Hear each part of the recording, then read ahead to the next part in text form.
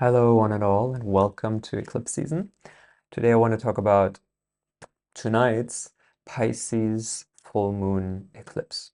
It's a partial eclipse, it's a super full moon, and it's also the first eclipse in the Virgo and Pisces axis after us slowly leaving the Aries and Libra dynamics, which have been such a key feature on focusing on our relationship to self and to other since last summer, basically, right? The north and south node of the moon still remain in Aries and Libra for the next few months. So there is still this huge focus on our relationship to self, to ambition, to drive, to assertion, and to raw, direct expression of our instincts and desires, and the mirror of relationships, peace, love, harmony that we can try to achieve through the balance of the scales with one another, right? So there's still this huge focus on all of those. Still, nonetheless, it's the first eclipse in Pisces now, and I really want to go into that a bit together with you and open it up and go through it because there's so many things occurring in the chart right now, so many things occurring in the heavens. And it can be a bit confusing, which is, of course, a key Pisces word after all. A few words on eclipses maybe in general. There are always times of heightened activity, but at the same time, they can bring in many unexpected changes and turnovers that we might have not seen coming. They can often be this huge feeling in relation to an experience of fate or destiny, for better or for worse, truly that can sometimes radically shift our life or life paths or situations around in a very quick way, right? There is this karmic evolutionary energy that the eclipses and the north and south node of the moon imply in many ways. There are always times also of quite volatile energy. After all, the light of the sun or the light of the moon is being eclipsed, it's darkened. So the usual progression of time as it normally occurs from day to day and week to week, is interrupted in some way. There is this energetic breaking, and thus also an energetic breaking of the veil, right? So another key thing which many people experience with eclipses is that there's a heightened ability to tap through the veil or have experiences that can seem like a bit beyond time and space, right? Deeper dream realities, crazier synchronicities, more déjà vu experiences, whatever it might be, and of course even more so with a Pisces eclipse, right? Another thing about the eclipses worth mentioning is this experience of darkness, right? There is this turning off of the light, and especially with a full moon, right? A full moon is a culmination of a cycle. It's a culmination of this past moon cycle from the new moon 2 weeks ago, which was quite an intense one. But it's also a culmination from the last new moon in Pisces 6 months ago. And that way you can also turn it back around to the last full moon in Pisces 1 year ago, right? Cycles within cycles within cycles. And a full moon is always a culmination. There's the height of the cycle, the peak is being reached, and then the full moon scatters the energy. It also pierces the veil in a way that it allows the energy that has been accumulated and contained up until this moment can be scattered, can be brought out into reality. This occurring as a full moon eclipse, right, just heightens and deepens these themes of karmic closures, of endings, of an end to things, of a culmination of experiences or actions that have led to a certain result, a certain outcome. Again, for better or for worse, right? Our unconscious patterns and habits, especially with Pisces, there can be these tendencies of escapism, avoiding, or trying to numb ourselves, right? Drugs, alcohol, all of these kinds of things are also related to Pisces. So, and these quite often sneak in as unconscious habits, and they can have a very big and lasting impact and result in our life, right? It doesn't have to be something as intense as what I just mentioned, but just subtle ways in which we try to escape or avoid reality or escape, avoid ourselves or our emotions can come to a halt, can come to a peak, can come to a breakthrough experiences with this eclipse. And for better as well, of course, if we build up and put a lot of work or effort or discipline into something, an eclipse moon, full moon, which is an eclipse, can be the culmination and the true harvesting of whatever we might have put a lot of time and effort into, right? And still, a full moon eclipse is often quite emotional because it reveals, just like any full moon is opposite the sun, and in that way mirroring from the emotional level, the moon, our conscious ego identity, the sun, where we identify, where we try to define ourselves through and define a sense of identity. The full moon always, no matter if it's an eclipse or not, mirrors the more unconscious emotional processes that also want to be integrated and realized and synthesized in that moment, the opposition finding a true center point within itself. An eclipse moon, it's a darkening, right? And even though it's not a total lunar eclipse, so this effect is maybe lessened a bit, but still it can imply that this darker, more unconscious emotional material coming to the surface in regards to all of these aspects, especially of the Piscean nature, right? So maybe let's open up the chart and go through it together because, like I said, there's truly so much to look at, and I hope that will make more sense to you then. So you see here, right, this is the exact moment of the eclipse here in Central Europe. It's tomorrow night, tomorrow early morning, 4:30 in the morning.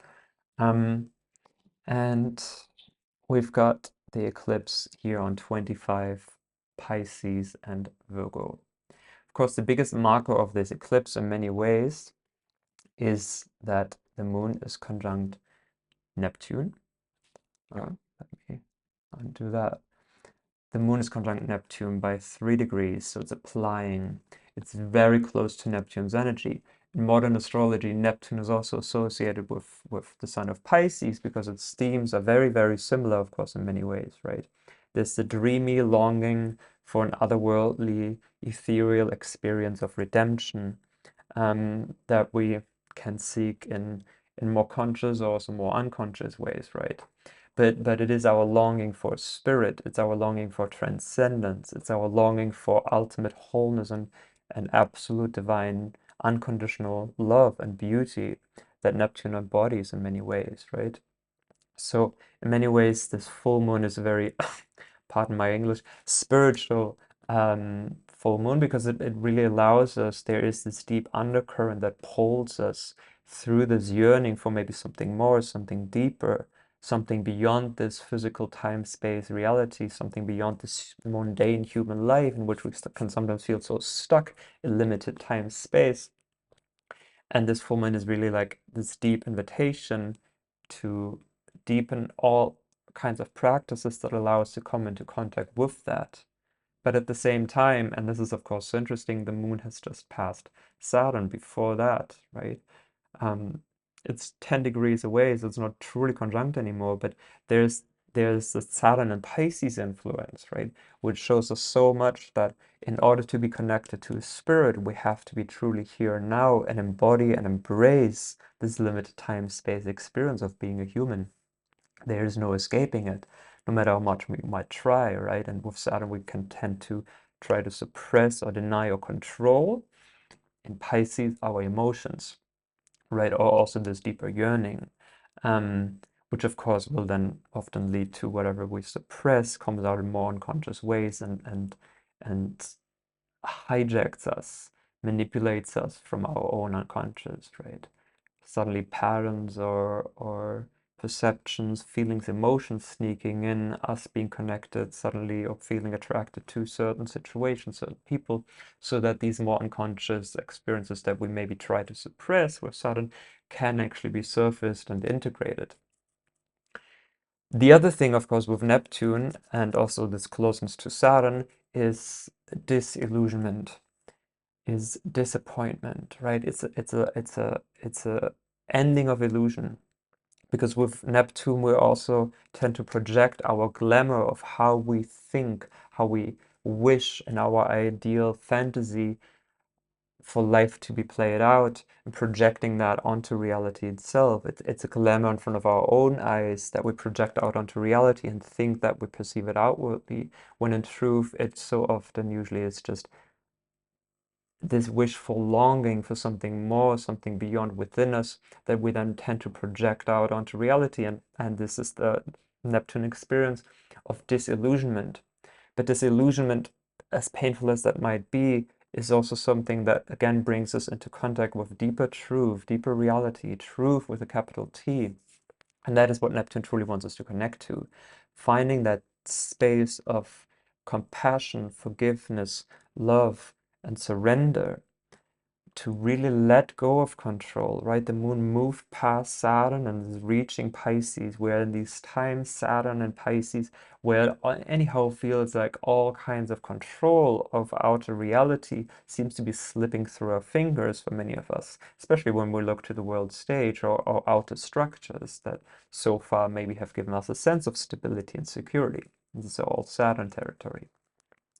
Right, and this full moon, this eclipse, is this deep invitation and initiation and beginning that will be so much more pronounced, like I said, next year when the North Node will have truly entered Pisces and we'll see more eclipses in Pisces and Virgo. The interchange between being embodied, Virgo, practical, grounded, and a no-nonsense approach to how to tackle things, how to tackle problems, but at the same time not losing our connection, Pisces, to spirit and to a fundamental, deep and profound sense of trust. And only in that sense of trust can we truly surrender and let go of our control. And in that way, often also reducing any sense of disappointment or disillusionment that we can encounter, because we're not projecting our vision of how we think reality ought to be out onto reality so much anymore, but can just come to this place of great acceptance and embodiment of just letting reality flow and letting things be as they are, to truly come to that place of accepting it is what it is. In that tiny sentence, there's so much wisdom, there's so much humility, right? And this is also, of course, humility is a Virgo keyword, something that the next year will invite us deeply into, and where this eclipse is kind of like a starting point for.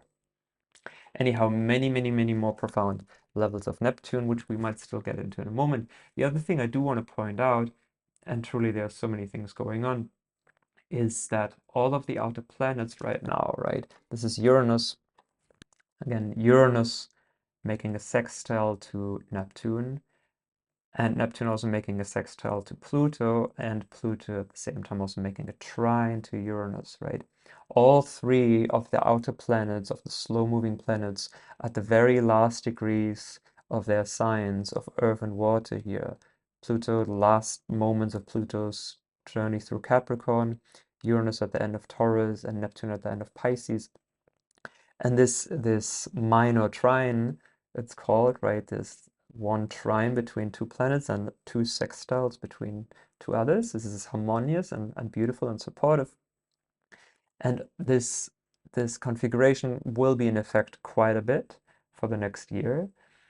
But it really talks about that we're entering also these times of really deep and fundamental structural shifts in reality, in human society, right? And how we approach and deal with collective issues, but also a huge moment and opportunity for tremendous breakthrough, tremendous liberation, tremendous awakening, with a lot of re-empowerment, right? Especially when Pluto enters Aquarius fully, and this re-empowerment of the masses and of humanity at large that will be a key theme of the next 20 years. So while this is going on, the Sun is also making a perfect, not perfect, but almost very close grand Earth trine, right? At Sun at the end of Virgo, making a grand trine to Uranus and Pluto, right? So there's this sense of embodiment that also wants to be cultivated here. We can hang in our dreams, our fantasies, our longings, our romantic visions, but also romantic delusions quite a bit with Pisces. But at the same time, there's this huge focus that talks deeply about a profound sense of groundedness, right? And about keeping our feet on the ground, about a no-nonsense approach, about being practical, about our dreams and visions. how can we channel this divine love, which will always be beyond time and space, in one way, that part that in us that longs for so much more, that yearns for ultimate transcendence, that will never be met fully in the flesh, in the time space of human incarnation. But the quest is, and the challenge is, for us to become channels and conduits of that energy in order to bring that out to the world, to humanity, to our close proximity of the reality bubble that we personally all live in, so that we might not have this huge sense of homesickness or longing anymore, which with Pisces, right? With Pisces it can even sometimes be this longing for death, right? Of the ultimate surrender, the ultimate letting go, the ultimate melting away of Pisces. And how can we, though, find a grip on things and be tangible, practical, concrete, and learn to be conduits ourselves for this kind of love and energy, so that the desire to escape is not so strong anymore, because we are giving that energy out into the people close to us, into our work, into our environments, into our own reality bubble, and in that way infusing reality with this Pisces, Neptunian, ethereal, romantic, idealistic vision of love, right? The other thing that is also two or three more things that are really prominent, is that we just passed an opposition from Venus to Chiron, and almost exactly with the full moon, with the eclipse as well. There's also another opposition from Mercury, the ruler of Virgo, to Saturn. And then just a few days later, once we reach the equinox in a couple of days, Venus here will have reached the very end of Libra, and in that way making a square aspect to Pluto, right? Venus also just passed the south node for the new moon around 2 weeks ago of Libra, right? And we're, like I said, we're still in the south node in Libra territory. So this huge ending of patterns of codependency, right? That we can also, this melting away and trying to fuse of Pisces, we often project that out onto romantic partners and our romantic longing and our desire to be saved and absolved, and to find that redemption through another is a huge, huge, huge key thing and key focus of humanity at this time, right? And the South Node moving through Libra and also moving into the next new moon in 2 weeks, which is of course a a new moon eclipse. That's a solar eclipse, and it's the last solar eclipse in pardon me, in Libra. It's the last eclipse in Libra. It's a solar eclipse in Libra. We're moving towards that in 2 weeks, right? So this huge and continuous focus on relationships seems to be really the area where most of these energies tend to play out right now for many of us, right? How can we find compassion, forgiveness, flow, and trust? Owning our abilities, owning our craft, Virgo, finding that disciplines of our body, with our health, with our routine, with our mind, right? Cleaning and purifying us in order to be maybe more open, more purified conduits and channels for this Piscean energy, so that we don't delude ourselves or don't project too much out onto another. And at the same time, letting go of these deep patterns of codependency and where and how we maybe try to live them out through other people or through relationships, because of maybe a deep underlying fear of not being fully in our own power, which again the North Node in Aries talks so much about, and also the current ingress of Mars and Cancer, which will be a huge thing over this winter. Mars will go retrograde in Cancer and in Leo, right? And Mars is the ruler of the current North Node in Aries, so much to be said there as well. Very emotionally defensive, passive aggressive, snappy, very emotionally sensitive time. Anyhow, Venus passed Chiron just now, a day ago, right? And maybe confrontation with old pains and wounds in relationships and in the mirror of another that maybe led to some painful realizations for some, maybe to some painful breaks for some. But ultimately, of course, Chiron's intention is not to break anything, to actively wound or hurt, but to break open in order for greater reconciliation and greater unity and healing, wholeness to come back to us, right? And Venus opposition to Chiron just now, showing there is so much emotional sensitivity around relationships in the field anyhow. And then Mercury being opposite Saturn at the same time for this eclipse, showing this is about very deep questions also, very heavy. Saturn is heavy, serious, grave, maybe a bit melancholic, a bit pessimistic, but also very about topics that demand and necessitate a very profound integrity and responsibility. And Mercury is our mind, our guide, our nervous system, our thoughts, how we communicate, how we speak. So Mercury opposite Saturn, showing this eclipse and all the emotional stuff that it might bring up, might also lead to very heavy and impactful thoughts, inner realizations, messages, news you might receive, or actual conversations that are maybe not so fun. And that also Saturn and Pisces, again, imply that there is this gravitas of our emotional reality that really wants to be reconciled. And where and how we can find that balance here, right? The oppositions, we often project them out very strongly. We often have that very strong in the relational realm, any oppositions in the chart, right? But they, of course, the oppositions long for a, a synthesis, a consolidation in between them, right? And Mercury being at home in Virgo is very keenly awake there right now and really asks these deeper practical questions. Does this actually make sense? Does this actually propel me forward, right?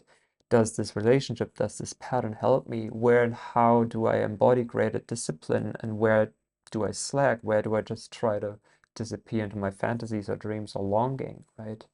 Of this Pisces energy. Bringing us, of course, to the last thing, which is what I just touched on, this Mars in Aries, Mars in Cancer, squaring the nodal axis in Aries and Libra, right? Of course, Mars will go retrograde here later on, but Mars in Cancer anyhow implies this great emotional sensitivity and this snappiness and kind of walking on eggshells a bit around maybe the emotional realities of other people. But at the same time, it's a rule of the North Node, and it's square to the nodal axis right now, implies that we're also at this really like important breaking point of making clear decisions and truly committing to things. Where and how can we fight for and imply our energy, our drive, our fire, Mars, for greater emotional safety for us and our loved ones, without becoming too defensive, without becoming too withdrawn or closing our walls, becoming emotionally shut off, right? Which can be a negative Cancer expression, right? And again, ending these patterns of codependency or people pleasing that may be so very subtle and so tricky to navigate, and expressing our emotional needs in a way that makes us feel safe, but also makes the other feel safe, so that we both can meet each other in our authentic, true nature, Aries, and in that way truly be balanced and truly meet in harmony and love, without people pleasing, without a deep codependency, or trying to escape reality, trying to escape our own reality and our own unsolved emotional wounds or unsolved emotional realities, but to truly meet another as a companion, as a partner, and as not somebody that we can use to salvage our wounds because we might feel too inept or inadequate to truly hold ourselves there by ourselves, right? This deep taking care of our own emotional inner children, huge focus here as well. Last thing we could say is, of course, the white. It's not so super tight, but that the full moon, that the eclipse also squares Jupiter. Jupiter is the traditional ruler of Pisces, right? The full moon eclipse is on 25 degrees. Jupiter is on 20 degrees. And it's already past it, so it's not that strong in the field. But still, Jupiter is the traditional ruler of Pisces, and the square to Jupiter also implies here that there's maybe more opportunities, more pathways, new possibilities awaiting once we are able to truly release control and come to this deep place of surrender and self-forgiveness and open us up to a greater mystery, right? And allow ourselves also to dream bigger. Right, and this dreaming energy anyhow next year and connecting to spirit in a much more profound way will be such a key focus next year, and to have deep sense of trust and faith, especially while it might seem that the world around us just crumbles more and more. So anyhow, really prepping us up for the energies of next year. But for now, for this moment, really leading into Venus squaring Pluto for the equinox, and then this last Libra solar eclipse. Venus will be in Scorpio by then. There's so much water energy. Venus in Scorpio, Mars in Cancer. Um, while we have that last Libra eclipse, 2nd of October, it's intense relational dynamics, and it really seems like a lot of unprocessed and unrecognized emotional stuff, emotional realities wants to surface here over the coming weeks. Anyhow, I hope that gave you some sense of understanding of where we find ourselves in these really beautiful, intense, transformative times. Um, I myself am also going through it, of course. Knowing and understanding these things doesn't mean we're safe from experiencing them, right? But they can give us this deeper understanding of why things are unfolding the way that they're unfolding, and that there's not this evil, mean idea of what we perceive. Again, the glamour that we project out onto reality of how we perceive spirit, Pisces, how we perceive God, Goddess, the universe, the unmanifest force, the absolute, right? And this necessary humbling process that every single human being must live through to again and again and again come to this point of realizing that actually I don't know nothing, and to humble ourselves before that mystery, and to learn to really trust it, to learn to really surrender to the flow of things, and not judging it, not judging reality so much. That's this deep deconditioning process of Saturn and Pisces right now, these years, right? Saturn shows our conditioning, and wherever Saturn transits, shows us where and how we can decondition. And Saturn is really the conditioning of our mind, the conditioning of our consciousness. And in Pisces, that's so much about this deep deconditioning of patterns of judgment that we push out onto reality, and where and how we can come to a place of greater compassion, greater love, greater forgiveness, greater emotional flow between us and reality, and to surrender all kinds of judgments that we put out onto reality, but to learn to see that all things are on some mysterious level also unfolding in a way that only makes sense in hindsight, that only makes sense when we really live through something. And this, of course, I'm not saying any of this lightly, and I'm even, I gotta say, a bit scared to say that, as much as I know this to be true, because, of course, in the mirror and face of great collective upheavals and very intense situations that many people in the world live through right now, must live through right now, because they have no other choice. That there is no way for them to escape some horrendous situations. What I've just said might sound a bit delusional as well, right?